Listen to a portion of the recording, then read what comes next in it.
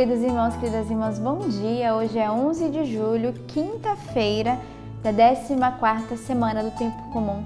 Quinta-feira é dia de comunhão, dia de unidade, dia em que somos convidados a rezarmos por toda a nossa igreja.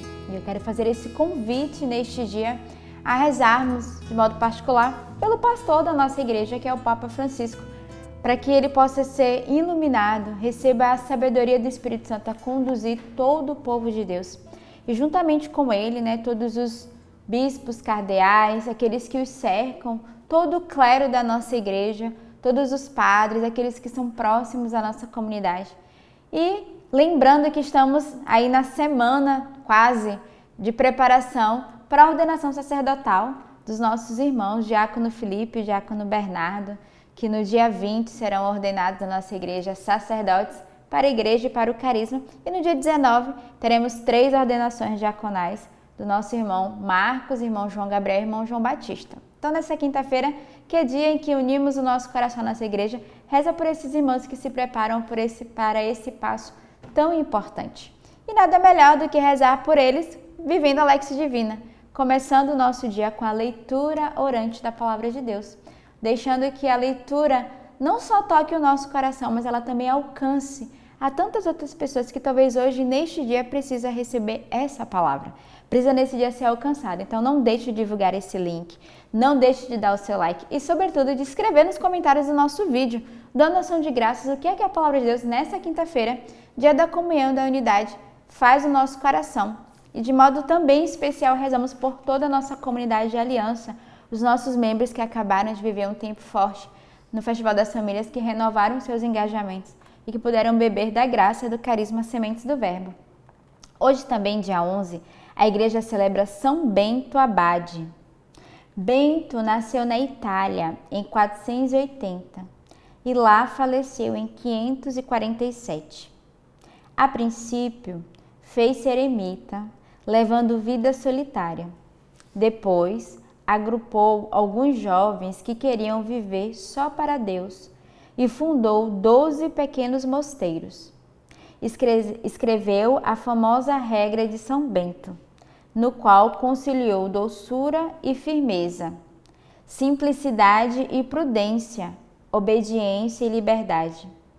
Dividiu sabiamente o tempo entre o trabalho e a oração. Daí nasceu a expressão ora e labora. Seu exemplo nos motive a buscar o equilíbrio entre a vida de oração e as tarefas cotidianas. Então você que precisa viver esse equilíbrio entre rezar e trabalhar, hoje é um dia especial para pedir a intercessão de São Bento. Ele que na sua regra nos ensinou que é importante o trabalho, mas também a oração. A liturgia da palavra de hoje nos traz na primeira leitura, retirado da profecia de Oséias. Assim fala o Senhor. Quando Israel era criança, eu já o amava, e desde o Egito chamei meu filho. Quanto mais eu o chamava, tanto mais eles se afastavam de mim. Imolavam os Baals e sacrificavam os ídolos. Ensinei Efraim a dar os primeiros passos. Tomei-os em meus braços, mas eles não reconheceram que eu cuidava deles. Eu os atraía com laços de humanidade, com laços de amor. Era para eles como quem leva uma criança ao colo e rebaixava-me a dar-lhe de comer. Meu coração comove-se no íntimo e arde de compaixão. Não darei largas à minha ira. Não voltarei a destruir Efraim. Eu sou Deus e não homem, o santo no meio de vós, e não me servirei do terror. A leitura de hoje vai mostrar o Senhor que olha para Israel e para cada um de nós como essa criança. O Senhor que nos toma nos teus braços, que cuida de cada um de nós, que cuida da alma, assim como o Senhor cuidou de Israel, como essa criancinha que ele já amava. E é bonito porque a leitura vai dizer, desde o Egito chamei o meu filho.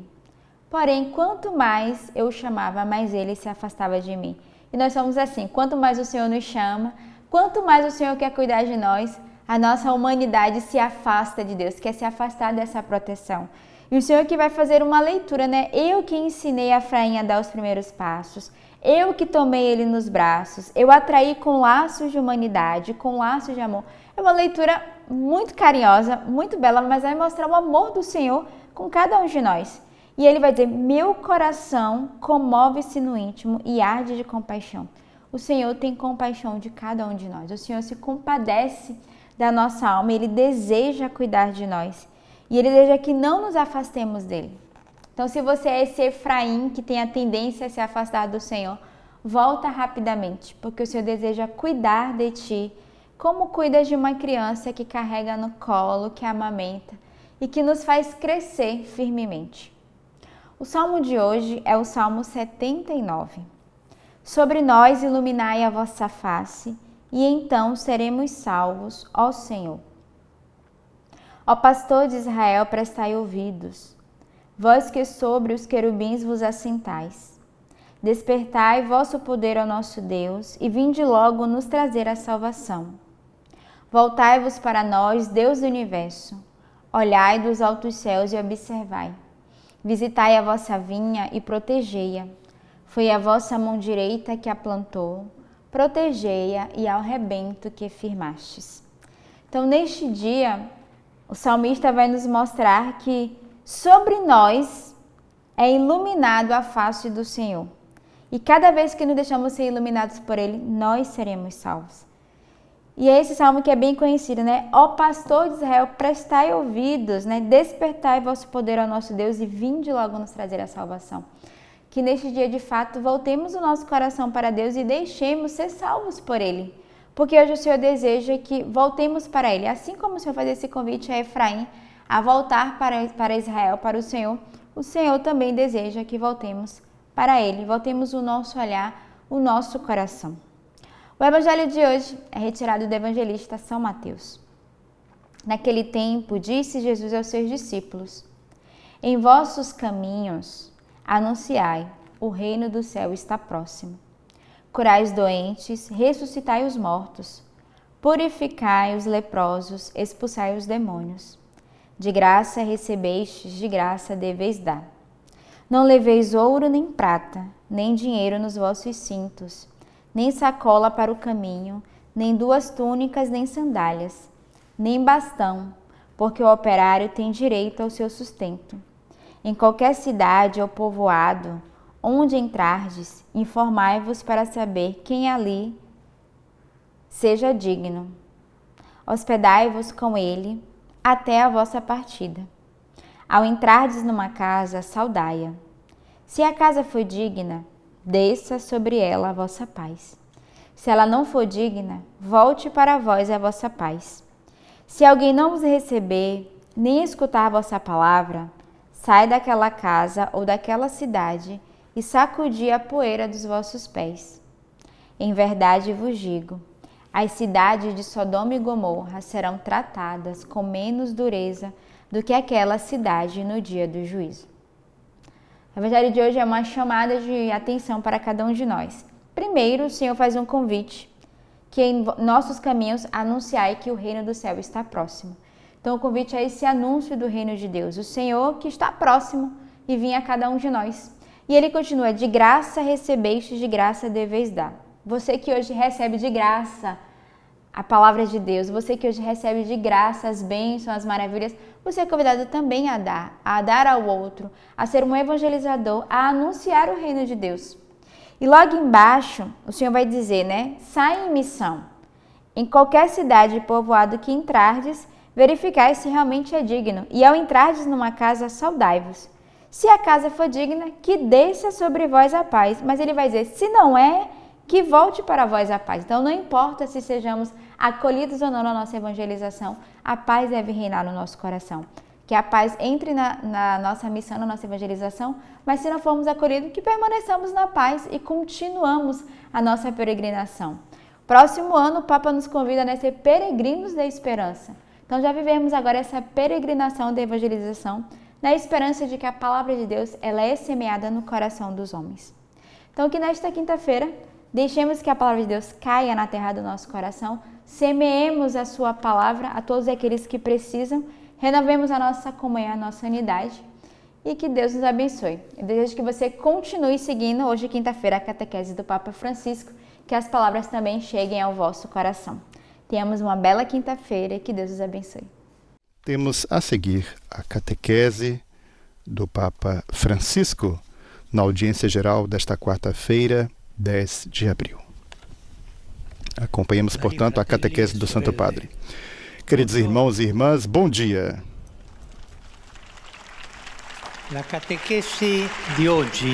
A catequese de hoje é dedicada à terceira das virtudes cardeais, ou seja, a fortaleza.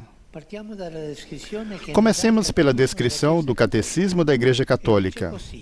Diz assim: a fortaleza é a virtude moral que, no meio das dificuldades, assegura a firmeza e a constância na prossecução do bem. Torna firme a decisão de resistir às tentações e de superar os obstáculos na vida moral.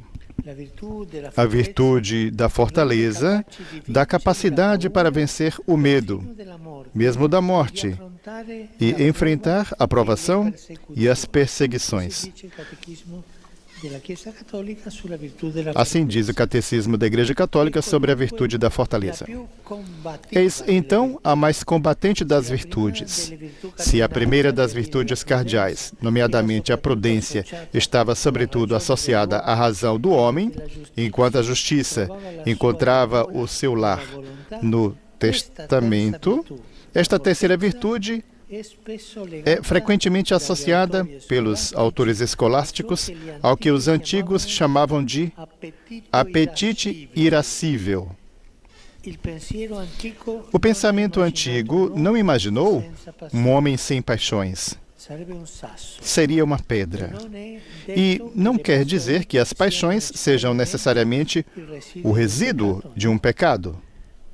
Porém, devem ser educadas. As pessoas devem ser educadas, endereçadas, purificadas com a água do batismo, ou melhor, com o fogo do Espírito Santo. Um cristão sem coragem, que não dedica as suas forças ao bem, que não incomoda ninguém, é um cristão inútil. Pensemos nisso. Jesus não é um Deus diáfano e ascético que não conhece as emoções humanas. Ao contrário, diante da morte do seu amigo Lázaro, começa a chorar. E a sua alma apaixonada transparece em algumas das suas expressões, como quando diz: vim lançar o fogo sobre a terra, e que desejo eu, senão que já estivesse ateado. E quando confrontado com os cambistas no templo, reagiu com força. Jesus tinha paixão. Mas procuremos agora uma descrição existencial desta virtude da fortaleza tão importante que nos ajuda a dar frutos na vida.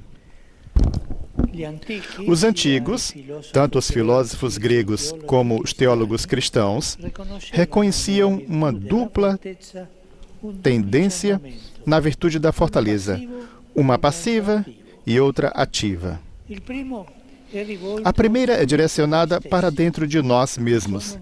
Existem inimigos internos que temos de derrotar, que atendem pelo nome de ansiedade, angústia, medo, culpa.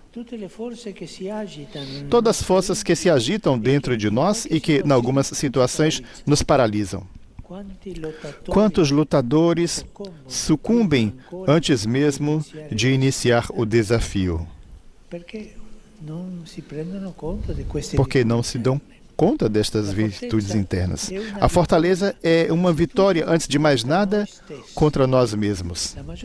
A maioria dos medos que surgem em nós são irrealistas e não se concretizam. Melhor então invocar o Espírito Santo e enfrentar tudo com paciente fortaleza. Um problema de cada vez, como somos capazes, mas não sozinhos. O Senhor está conosco se confiarmos nele e buscarmos sinceramente o bem. Então, em todas as situações, podemos contar com a providência de Deus, que atua como nosso escudo e armadura. E depois, há a segunda tendência da virtude da fortaleza, desta vez de natureza mais ativa. Além das provações internas, existem os inimigos externos, que são as provações da vida, as perseguições, as dificuldades que não esperávamos e que nos surpreendem. De fato, podemos tentar prever o que nos vai acontecer, mas a realidade é que grande parte é constituída por acontecimentos imponderáveis. E neste mar, o nosso barco é por vezes sacudido pelas ondas. A fortaleza, então, nos torna marinheiros resistentes, que não se assustam nem desanimam. A fortaleza é uma virtude fundamental porque leva a sério o desafio do mal. Alguns fingem que isso não existe, que está tudo bem, que a vontade humana às vezes não é cega.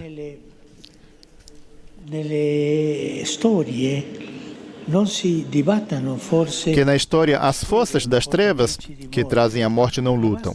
Mas basta folhear um livro de história, ou infelizmente até os jornais, para descobrir as atrocidades das quais somos em parte vítimas e em parte protagonistas.